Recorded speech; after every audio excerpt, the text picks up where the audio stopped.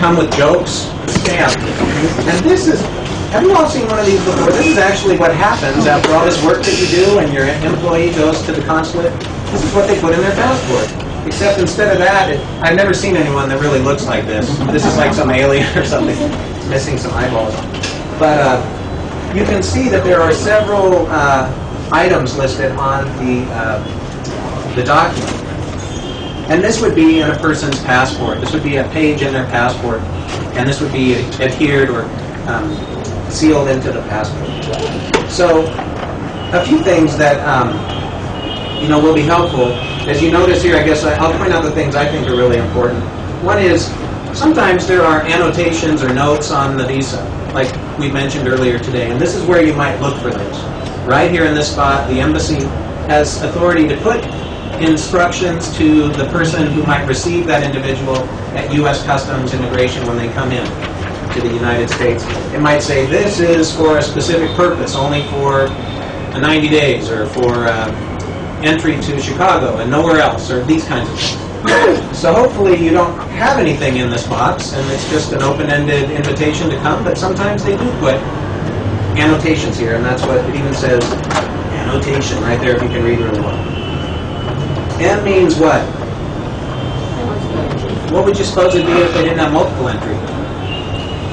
Single, right? Singular? Singular? That's what we heard at the restaurant the other day. We ate at this great restaurant. They seat everybody together. It was really cozy. So you go in. It's so popular. You have 3 people. They'll just bring one more. Singular, singular, and they like bring them in. I thought that was really cool. This is a happy traveler. That's a person's name. First name, happy traveler. Surname. This is where they tell you which embassy or consulate issued the visa. Here's the visa category. Generally, you'll see over here. B1, B2 in this case. Later in the green card process, you're required to give a visa number. And notice it's not highlighted, but wherever they ask for a visa number, where's that? It's that red number right there. Okay? It's that red number right there. That's the number that they're asking for in the green card process where it says visa number. Again, here are validity dates. This would be the first day that the person, or actually 10 days before this, the person could enter the U.S. under this status.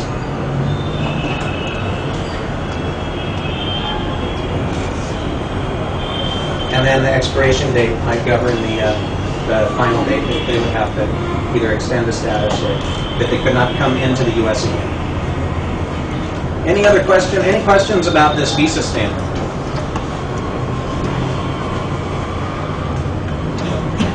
Okay. Yeah, I think that's pretty much all the important pieces. So I-94, again, I think we covered this the other day. It's kind of interesting. I-94 is typically what most people get. Has anyone ever seen a green one that is I-94W?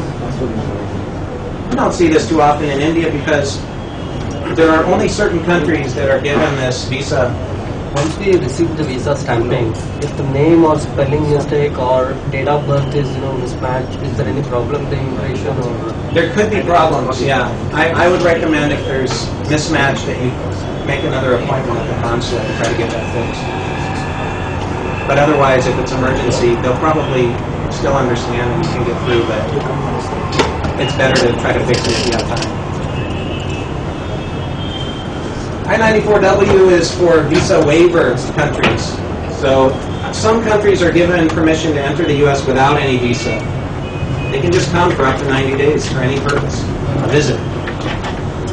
If immigration thinks that they are intending immigrants, they'll make them go away just like anyone else. But generally, they get a pretty wide latitude of permission to come. So they get a green arrival departure.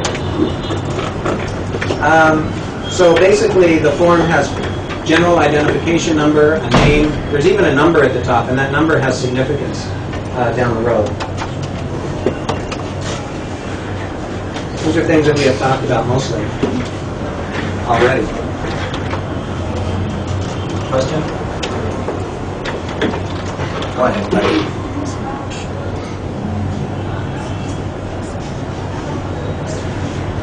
Okay. So if you get through all of this visa application stuff and you finally get to the U.S., you filled out that I-94 card, they're going to stamp it, and they're going to usually staple it in the person's passport. And it's a little card about this big. You staple it in there, and if you lose it, that's a bad thing, you know? It's not a good thing. It isn't the worst thing. It's not the end of the world, but it's just not very good. You don't want to lose that. In fact, they gave me one when I came to India. I have the equivalent of an I-94. It's not what they call it, but it's an entry record that I came, when I came, and when I've got to leave. Okay? So it shows the immigration classification. Why don't we, I think we've got one here that we're going to look at. Okay. This is what the I-94 looks like. Has everyone seen one of these? Maybe? Some point or another? Yes. Some of you have seen so many of these, it's making you sick to see this one, right? But, you know, that's what we're here for a little bit. So, where's the I-94 number? Is that somewhere down here? Oh, okay, that's up here, right? That's right. And what's the day the person has to leave? Is that somewhere? Oh, no, that's their birthday, huh? This is the day they've got to get out. Again, this is the day the immigration officer just writes in there. Now, I have news for you. These people, most of them did not go to college as long as you did. Okay? Most of them, they just went to high school or something, and they don't always know how to add 3 years from today's date and things like that. Okay? I'm kind of being funny, but in a way I'm really not. Okay? They're not always very educated. So that's, again, best practice is when you're getting that stamped and they're writing, keep an eye on that guy. Make sure they do it right. Make sure you get your 3 years or whatever it is. And correct them if they make a mistake. This date here is the date that the person actually entered the U.S. And here is where the officer writes the classification that they get. I'll tell you another thing that happens sometimes. These guys are so dumb, they even write like B2 if the person is an H-1B occasionally. They're so busy doing their work, they'll do this. So, again, keep an eye on them. And if the person who is coming, they just flew for 20 hours, they're tired, they're not thinking about this, so they let that maybe just go slip, and then the next thing the immigration lawyer or one of you is saying, hey, you're not even an H-1B. You're a B2. What happened? Now there's issues. Now additional work has to be done.